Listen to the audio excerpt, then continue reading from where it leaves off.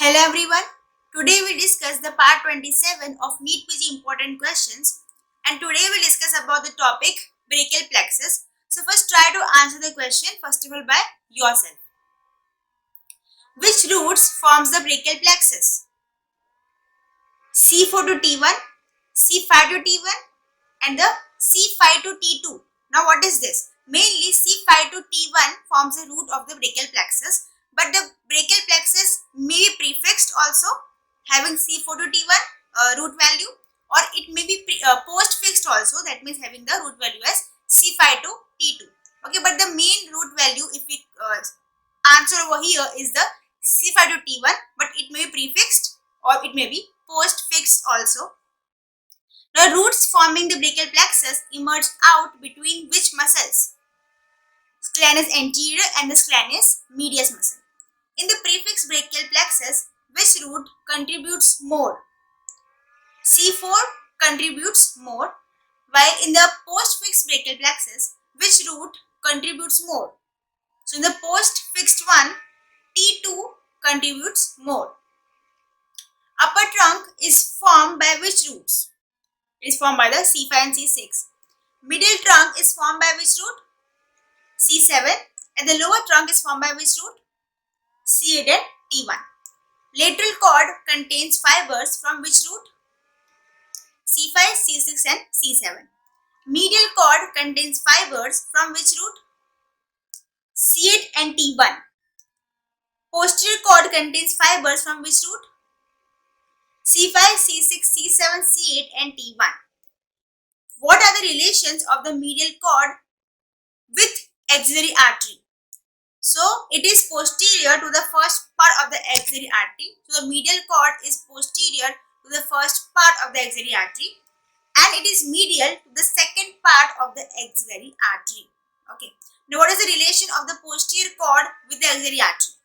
So the posterior cord is posterolateral to the first part of the axillary artery. And what is the relation of the lateral cord with the axillary artery? So lateral cord is lateral to the first and the second part of the axillary artery. Dorsal scapular nerve supplies which muscle? Rhomboides major and the rhomboides minor muscle. Root value of dorsal scapular nerve? It is C5. Suprascapular nerve supplies supraspinatus, infraspinatus and the shoulder joint. Long thoracic nerve pierces what? It pierces the scalenus anterior muscle. What is the relation of the long thoracic nerve to the axillary artery?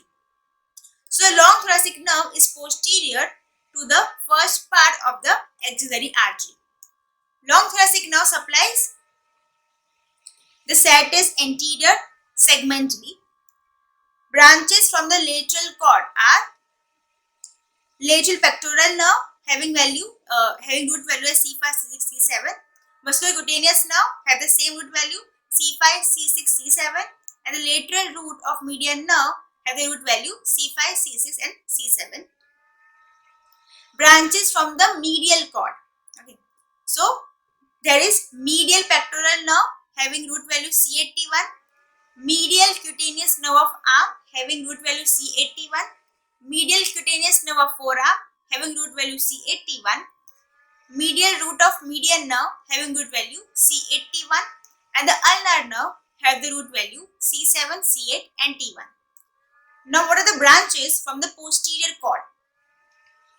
So there is upper subscapular nerve having root value C5, C6, lower subscapular nerve having root value C5, C6, nerve to latissimus dorsi or the thoracodorsal nerve having root value C6, C7, C8, axillary nerve having root value C5, C6, and the radial nerve having root value C5, C6, C7, C8, T1. Musculocutaneous nerve supplies which muscles? It supplies the biceps brachii, brachialis muscle, coracobrachialis muscle, and the elbow joint. Which muscle continues as lateral cutaneous nerve of forearm? So the musculocutaneous nerve continues as the lateral cutaneous nerve of forearm. Musculocutaneous nerve pierces the coracobrachialis. Where is median nerve formed by the medial and the lateral cords? So it is formed at the anterior to third part of the axillary artery. Median nerve relation with the third part of the axillary artery. So the median nerve is lateral to the third part of the axillary artery, which is the first branch of the medial cord. So the first branch of the medial cord is medial pectoral nerve. Medial pectoral nerve pierces pectoralis minor muscle.